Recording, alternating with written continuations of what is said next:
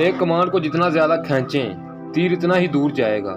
بالکل اسی طرح انسان کو جتنی بڑی مصیبت ملے گی اتنا ہی زیادہ وہ مضبوط ہوگا۔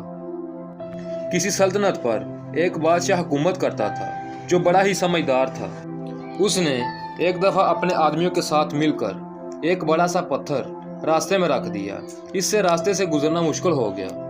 بادشاہ اپنے ساتھیوں کے ساتھ ایک جھاڑیوں میں چھپ گیا، یہ دیکھنے کے لیے کہ لوگ اس پتھر کے ساتھ کیا کرتے ہیں، کیا کوئی اس کو راستے سے ہٹانے کی کوشش بھی کرتا ہے کہ نہیں۔ بہت سے لوگ اس راستے سے گزرے لیکن کسی نے پتھر کو ہٹانے کی کوشش نہ کی۔ کئی بڑے بڑے تاجر اور بادشاہ کے امیر بھی اس راستے سے گزرے ہیں لیکن انہوں نے پتھر پر کوئی توجہ نہ دی، وہ بس پاس سے گزر گئے۔ بہت سے لوگوں نے بادشاہ پر الزام لگایا، سڑکوں کو صاف رکھنا حکومت کی ذمہ داری ہے کہ اس طرح بڑے بڑے پتھر راستے میں پڑے ہوئے ہیں۔ وہ بس باتیں کرتے کرتے گزر گئے لیکن کسی نے پتھر کو ہٹانے کی کوشش نہ کی۔ ایک دن ایک کسان جو اپنی سبزیاں بیچنے کے لیے آ رہا تھا اس راستے سے گزرا اور کسان نے اس پتھر کو دیکھا تو اپنی سبزیوں کا ٹوکرا زمین پر رکھ کر پتھر کو ہٹانے کی کوشش کرنے لگا۔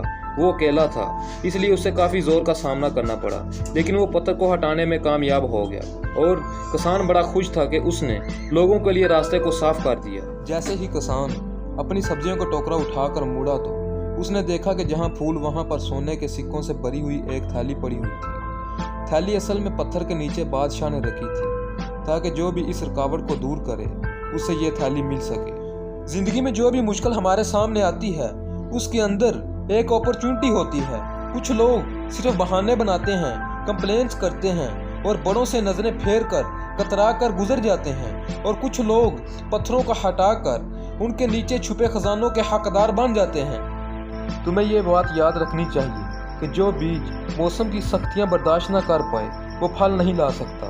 آپ کو پتہ ہونا چاہیے کہ جو لوگ تکلیف اٹھاتے ہیں، مشکلوں کو ہنس کر گلے لگاتے ہیں، ناکامیوں کے سامنے ڈٹ جاتے ہیں، وہی لوگ کامیابی کا تاج اپنے سر پر سجاتے ہیں۔ جتنی بھی بڑی مشکل ہوگی اس پر قابو پانے سے کامیابی بھی اتنی ہی بڑی ملے گی۔